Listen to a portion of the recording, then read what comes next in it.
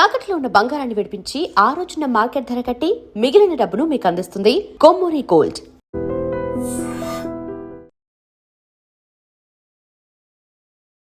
నమస్తే, welcome to I dream.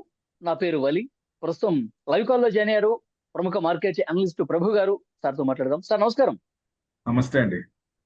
ప్రభు గారు, యుద్ధ పరిస్థితులు చూస్తా ఉన్నాం. రోజు రోజుకి ఉద్రిక్తతలు పెరిగిపోతా ఉన్నాయి. ఈ రోజు చల్లబడుతుంది అనుకుంటే ఇంకా అంతకంతకు పెరుగుతూనే ఉంది సార్. వాళ్ళు ఒక మాట అంటే వీళ్ళు ఇంకా రెండు మాటలు అంటున్న పరిస్థితి ఉంది. సో బంగారం వెండి ధరలు అయితే ఎక్కడైనా యుద్ధం జరుగుతుంటే పెరుగుతాయి సార్, కానీ ఇక్కడ పతనం అవుతున్నటువంటి సిచ్యువేషన్ ఉంది. ఇవాళ బంగారం మీద దాదాపు 14,000 రూపాయలు తగ్గింది. వెండి మీద అయితే 24,000 రూపాయల వరకు తగ్గినటువంటి సిచ్యువేషన్ ఉంది. సో ఎందుకని సార్ ఇంత తగ్గుదల కనిపిస్తుంది? ఇంకా భారీగా పతనం అయ్యే పరిస్థితి ఉంటుందా? భవిష్యత్తు ఎలా ఉండబోతుంది? చాలా మంది కొంత ఆందోళనలో ఉన్నారు సార్, ఏమంటారు? మెటల్స్ అంటే కొంచెం తగ్గే పరిస్థితే ఉంది. అది చూద్దాం. అసలు మామూలు మెయిన్ ఏంటంటే ఇప్పుడు ప్రెసెంట్ సిచ్యువేషన్ లో పార్లమెంట్ లో మోడీ గారు కూడా చెప్పేది ఇప్పుడు just few minutes back, be ready. Covid pandemic లో ఎలా ఇబ్బంది పడ్డామో ఆ రకంగా ఇప్పుడు ఎనర్జీ రాకపోయినా, ఎనర్జీ అంటే మన క్రూడ్ ఆయిల్ మనకు రాకపోయినా, గ్యాస్ కానీ ఇట్లాంటి కొంచెం ఇబ్బంది అయినా తట్టుకోవాలి అన్నట్టుగా హింట్ ఇచ్చాడు. అంటే మార్కెట్ కొంచెం డౌటే ఉంది, ఇంకా డౌన్ లెవెల్స్ ఇంకా ఉన్నాయి. సో జనరల్ గా ఏంటంటే మార్కెట్ పడినప్పుడు అసెట్ క్లాస్ లో ఈక్విటీ పెరగాలి, ఈక్విటీ తగ్గినప్పుడు మెటల్స్ పెరగాలి. కానీ లాస్ట్ 5-6 days ని చూస్తే ఈక్విటీ పడ్డప్పుడు మెటల్స్ పడుతున్నాయి, పెరుగుతున్నప్పుడు మధ్యలో పెరుగుతున్నాయి, మళ్ళీ దడేలను పడిపోతున్నాయి. సో ఎందుకు ఇది ఏంటి అసలు ఇంత డిఫరెన్స్? ఇదివరకు ఎప్పుడు లేదు కదా మెటల్స్ కి. ఎందుకు అంటే దాదాపుగా మనకి ఎందుకు మెయిన్ అంటే ఫ్యూచర్స్ వాటిలో కానీ పొజిషన్స్ కానీ, ఈటీఎఫ్ లో వాటిలో పొజిషన్స్ కానీ, రిటైల్ పర్సంటేజ్ కూడా, డిజిటల్ గా ఇన్వెస్ట్మెంట్స్, గోల్డ్ కానీ కింద నుంచి వార్ స్టార్ట్ అయిన దగ్గర నుంచి దాదాపుగా బాగా పడ్డాయి. 33% సిల్వర్ పడితే 18% గోల్డ్ పడింది వార్ స్టార్ట్ అయిన దగ్గర నుంచి చూస్తే. సో అక్కడ ముందు నుంచి కొన్నాళ్ళు ఉంటారు కదా, అదొక part. Futures margin shortage calls అని వస్తున్నాయి వాళ్ళకి. ఎందుకంటే ఇప్పుడు స్టాక్ ఉంది, ఫ్యూచర్స్ మన ఈక్విటీ స్టాక్స్ ఉన్నాయి. ఆ స్టాక్స్ ప్లెడ్జ్ పెట్టుకొని పొజిషన్స్ తీసుకుంటారు. పొజిషన్ తీసుకున్నప్పుడు ఎప్పుడైతే ఈక్విటీ మార్కెట్ పడుతుందో అది షార్టేజ్ వస్తుంది మార్జిన్ కాల్ కి అమౌంట్ కట్టాలి. అక్కడ ఆల్రెడీ ఉన్న పోర్ట్ఫోలియోనే తగ్గింది, మళ్ళీ అమౌంట్ పెట్టమంటే ధైర్యం ఉంటుందా? పెట్టలేరు. సో అక్కడ పొజిషన్కి వెళ్ళిపోతాయి. హెడ్జ్ చేసిన షేర్స్ ప్లెడ్జ్ చేసిన వాటికి కానీ, ఎంటీఎఫ్ మార్జిన్ ట్రేడింగ్ ఫండ్ తీసుకున్న వాళ్ళకి కానీ మార్జిన్స్ అనేది విపరీతంగా వచ్చి మార్జిన్ కాల్స్ వచ్చేస్తున్నాయి. సో దానివల్ల ఎక్కువ మంది కొంచెం ప్రాఫిట్ బుకింగ్ అని కూడా అనుకోవచ్చు. ఎందుకంటే కింద నుంచి పెరిగింది కదా, మరి గోల్డ్ ఎక్కడో వచ్చాడో బుక్ చేసుకోవాలి, గోల్డ్ సిల్వర్ బాగా పెరిగినాయి. సో జనవరి మంత్ లోనే దాదాపుగా 26-27 కోట్లు గోల్డ్ ఈటీఎఫ్ లో వచ్చినాయి అంటే అర్థం చేసుకోండి. మరి వాళ్ళంతా ఏమి పడుతున్నప్పుడు బుక్ చేసుకోవాలి కదా. అంటే ఇప్పుడు ఈ డౌన్ ట్రెండ్ లో కూడా అవి అమ్ముతున్నారు అంటే మెయిన్ అదే కారణం. అంటే జనరల్ గా గోల్డ్ సిల్వర్ ఎట్లా చూడాలి అనే దానికి కూడా కొంచెం ఇది ఉంది. Silver is a tactical asset. Gold అనేది కొంచెం మామూలుగా మనం చూస్తే డైవర్సిఫైడ్ డిమాండ్ ఉంటుంది దాంట్లో. ఎందుకంటే స్పానింగ్ జ్యువెలరీ కానీ, ఇన్వెస్ట్మెంట్ కానీ, సెంట్రల్ బ్యాంక్ రిజర్వ్స్ కానీ ఇవన్నీ ఉంటాయి. అంటే బ్రాడ్ డిమాండ్ ఉంటుంది. స్టెబిలైజ్ అవడానికి కొంచెం ఎక్కువ ఛాన్సెస్ ఉంటాయి. More it's like A financial assets uncertainty ఉన్నప్పుడు. అదే సిల్వర్ అలా కాదు. అంటే హెవీలీ డిపెండెంట్ ఆన్ ఇండస్ట్రియల్ డిమాండే ఎక్కువ ఉంది దాంట్లో. అంటే it's ranging from electronics to solar panels. More sensitive, అంటే ఎకనామిక్ వాటికి సైకిల్స్ కి ఇట్స్ మోర్ సెన్సిటివ్ అంటూ ఉంటది. ఎప్పుడైతే గ్రోత్ స్లో అయిందో రిస్క్ సెంటిమెంట్ వీక్ అవుతుంది. సో అప్పుడు silver ten to behave like A cyclical commodity, defensive కింద అసెట్ కింద వస్తుంది. దట్స్ ద మెయిన్ కాజ్ దానికి దీనికి. అంటే సిల్వర్ టాక్టికల్ అలొకేషన్ అనుకోవచ్చు, గోల్డ్ ఏమో డిఫెన్సివ్ అసెట్. అంటే స్టెబిలిటీ వస్తుంది, డైవర్సిఫికేషన్ వస్తుంది, ఎక్స్పెక్టింగ్ డ్యూరింగ్ డౌన్ పీరియడ్స్ ఇలా పడుతున్నప్పుడు. అంటే టాక్టికల్ అసెట్స్ అంటే ఇన్వెస్టర్స్ అంటే హై రిటర్న్స్ తీసుకునే వాళ్ళు, రిస్క్ తీసుకునే వాళ్ళు అనుకోవాలి, వాలటాలిటీ ఎక్కువ యాక్సెప్ట్ చేసిన వాళ్ళు దానికి వెళ్ళాలి. ఇది మెయిన్.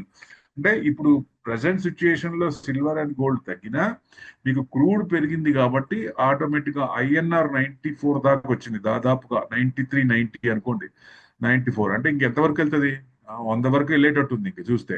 సో ఇవన్నీ ఎఫెక్ట్ 100 ఉన్నాయి వరకు కాబట్టి అంటే ఆల్ టైమ్ కదా సార్ అది. ఇది ఇప్పుడు ఆల్ టైమ్ హై, ఇవాళ కూడా ఆల్ టైమ్ హైయే, అవును అవును అవును. ప్రతిరోజు ఆల్ టైమ్ హైయే. అది చిన్న ఉమ్. చిన్నగా 10 పైసా 20 పైసా 30 పైసా దాటిపోతా ఉంది, వెళ్ళిపోతా ఉంది. 95 క్రాస్ అయిందంటే ఇక 100 కూడా వచ్చే ఛాన్సులు కూడా ఉంటాయి. సో ఆర్బీఐ కూడా వదిలేసినట్టుంది, లెట్ ఇట్ బి అన్నట్టుంది, 100 కానీ అప్పుడు చూసుకుందాం అన్నట్టు. సో అదే పరిస్థితి ఉమ్. పోతుంటే మరి అంటే ఎక్స్పోర్ట్స్ పెంచుకోవడానికి అలా చేస్తారా అనేది కూడా ఇది, ఎందుకంటే ఎక్స్పోర్ట్స్ ఈజీ అవుతాయి, ఇంపోర్ట్స్ కాస్ట్లీ అవుతాయి, మెయిన్ అది.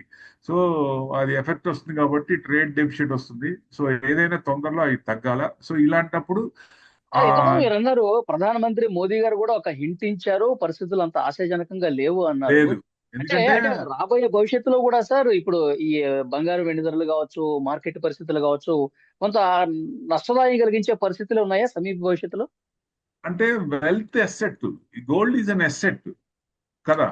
మనకి ఇప్పుడు ఎంతైనా ఇప్పుడు ఆపత్కాలం ముందు ఉపయోగపడుతుంది అంటే గోల్డ్ అసెట్స్. ఇదేమో ఉమ్. టాక్టికల్ అసెట్స్, అంటే రిస్క్ తీసుకునే వాళ్ళకి కొంచెం ఎక్కువ రిటర్న్స్ రావాలి, వోల్టైలిటీ అయినా పర్వాలేదు అనుకున్న వాళ్ళకి ఇది. అంటే వాళ్ళ ఐడియాలజీని బట్టి దేంట్లో ఇన్వెస్ట్మెంట్ చేయాలి, అవసరార్థం ఎంత ఉందో గోల్డ్ అంత చేసుకోవాలి.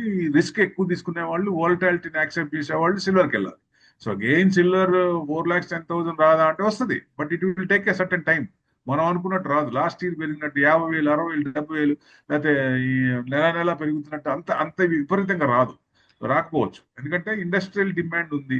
ఆ సిల్వర్ కి ఆ ఆల్టర్నేట్ వచ్చేదాకా డోకా లేదు. సిల్వర్ బదులు ఇది వాడచ్చు, అది తక్కువలో ఉంది అనుకుంటే తప్ప. సో ఇప్పట్లో అయితే ఏం లేదు, సిల్వర్ వాడాల్సిందే. సో దాని అనుగుణంగా పెరుగుతూనే ఉంటుంది. So slow step by step, అంటే స్టాగర్డ్, కొంచెం కొంచెం స్టెప్ బై స్టెప్ పెరిగే ఛాన్స్లే ఉంటాయి. మెయిన్ అది అలా చూడాలండి.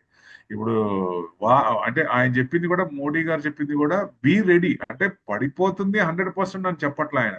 ఇఫ్ సంథింగ్ గోస్ రాంగ్, ఇక్కడి నుంచి ఇంకా పడ్డా, క్రూడ్ ఇంకా $150కి వెళ్ళినా, $200కి వెళ్ళినా, మనం క్రూడ్ మీద ఈ డిపెండ్ అయ్యాం కాబట్టి ఎనర్జీ క్రైసిస్ అంటే వచ్చే ఈ ఛాన్స్. యుద్ధాన్ని అంచనా వేసి చెప్పారంటారా? ఇక తగ్గే అంతే పరిస్థితి కదండి లేదు, రోజు రోజుకి పెరుగుతూ పోతుంది అన్నట్టు. సార్. ఆయన 48 అవర్స్ టైం ఇచ్చారు ట్రంప్ ఇరాన్ కి. స్ట్రైట్ ఆఫ్ హార్మూజ్ క్లోజ్ చేశారు, ఓపెన్ చేస్తేనే మీకు ఇది ఉంటుంది, లేకపోతే అసలు మ్యాప్ లో ఇరాన్ లేకుండా చేస్తాను అంటాడు ఆయన. సో ఉమ్. రేపు 5 o'clock అనుకోండి, రేపు 5 6 o'clock, ఈవినింగ్ 6 o'clock అనుకోండి. ఆ టైంలో మరి ఏంటి డిసిషన్ అనేది గవర్నమెంట్ కొంచెం సూచాయంగా తెలుస్తాయి కాబట్టి, ఒక రకంగా విశ్వగురు ఎవరంటే యాక్టివేటెడ్ ఎవరు, మోడీనే. So Modi has to settle the issue general గా. ఎందుకంటే ఇప్పుడు అటు రష్యా మాట్లాడలేదు, అటు చైనా మాట్లాడలేదు, ఇప్పుడు యుఎస్ నుంచి బయటకు వచ్చి చెప్పలేదు. సో ఆల్టర్నేట్ ఎవరండి? ఫస్ట్ 5 పొజిషన్స్ లో ఉంది ఎవరు? So the only the king అంటే మోడీనే, విశ్వగురు మోడీనే మాట్లాడాలి ఇప్పుడు ఏదైనా చేయాలంటే. అందుకే అందరి ఉమ్. చూపు మోడీ మీదే ఉంది. సో అది ఆయన చెప్పింది ఏంటంటే, ఇప్పుడు వాళ్ళు ఎవరు చెప్పినా వినే పరిస్థితులు లేరు. వీళ్ళు అటాక్ చేస్తామంటే మీరు ఆ, మీ వాటిల మీద పవర్, దాని మీద అటాక్ చేస్తాం, పవర్ లేకుండా చేస్తామంటే మీ ఆయిల్ రిఫ్రాక్టరీస్ జీసీసీలో ముస్లిం కంట్రీస్ లో ఉన్నాయని స్టెప్ బై స్టెప్ వేసేస్తాం, డిసాల్వేషన్ ఆఫ్ వాటర్, వాటి మీద డిసాల్వేషన్ అవును. చేస్తాం, వాటర్ లేకుండా చేస్తాం అంటే పెట్రోల్ ఉంటుంది, ఉమ్. తాగడానికి నీళ్లు ఉండవు, పరిస్థితి ఏంటప్పుడు? సో ఆ పొజిషన్ వస్తుందేమో అన్న భయం ఉంది కొంచెం. ఎందుకంటే ఉమ్. ఇరాన్ ఎక్కడ తగ్గట్లా, ఏదో చిన్న కంట్రీ, ఏం చేయలేదు అనుకున్నాడు పాపం ఆయన. ఈ రకంగా ఇంత సార్ ఇప్పుడు రిటాలియేషన్. ఆ, అమెరికా అమెరికా ఇజ్రాయెల్ కి సంబంధించిన చమురు నౌకలకు మాత్రమే మేము క్లోజ్ చేసాం, మిగతా దేశాలు సరఫరా చేసుకోవచ్చు, నౌకలు ఫ్రీగా రావచ్చు అని చెప్పి ఒక ప్రకటన వచ్చిన కదా, అది ఆగిపోయినట్టేనా? మనం కూడా సార్ మనకి ఆగిపోయినట్టేనా? మనకి ఏ, Shivalik, Nanda Devi LPG gas ships 2 వచ్చినాయి, ఇంకొక 2 పాస్ ఆన్ అవుతున్నాయని ఇంకా కాల. క్రూడ్ 12 నుంచి 18, దాది 20 వేసుకోండి, 20 షిప్స్ అక్కడ ఉండిపోయినాయి ఇండియా. సో ఆల్టర్నేట్ రూట్ చూస్తామన్నారు ఒక ఎత్తు, ఇక్కడ నుంచి పర్మిషన్ ఇస్తామన్నారు ఒక ఎత్తు. క్రూడ్ మనకి ఇంకా 1 వీక్ 2 వీక్స్ అయితే ఎక్స్టెండ్ అయితే, అది కనుక స్ట్రైట్ ఆఫ్ హార్మోజ్ కనుక క్లోజింగ్ ఎక్స్టెండ్ అయితే, అప్పుడు మనకి టెన్షన్ వస్తుంది, అప్పుడు మనకి చెమటలు పోస్తూ ఉంటాయి, ఎందుకంటే ఉమ్. క్రూడ్ రిజర్వ్స్ తగ్గిపోతాయి కాబట్టి.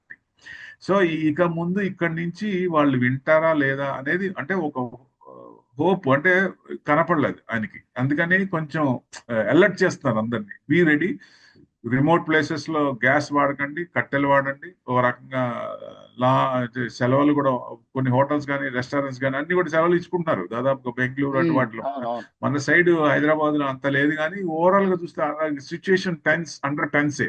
రాకపోతే ఇప్పుడు 2 షిప్స్ వచ్చినాయి అన్నారు. ఇప్పుడు ఎంత బ్లాక్ నడుస్తుందండి? 2,000 ఉన్న సిలిండర్ 6,000 8,000 తీసుకుంటున్నారు.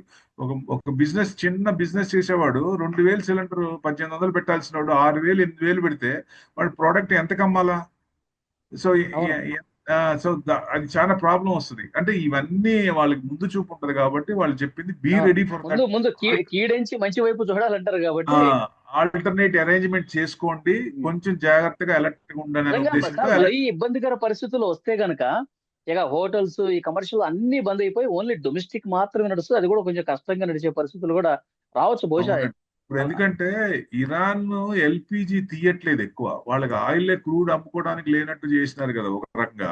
ఇప్పుడు ఖతార్ వీళ్ళిద్దరు కలిసి ఒక దాంట్లో 70% వాళ్ళు తీసుకుంటే 30% వీళ్ళు తీసుకుంటారు. దాంట్లో ఈ 30% లో కూడా ఎల్పిజి చేయడానికి లేనప్పుడు ఖతార్ ఎక్కువ పర్సెంటేజ్ ఎల్పిజి చేసింది. అందుకనే ఆయన జస్ట్ వార్ ముందు 1-2 డేస్ ముందే ట్రంప్ కూడా ఖతార్ లోకి వెళ్ళాడు, మీకు గుర్తులేదో.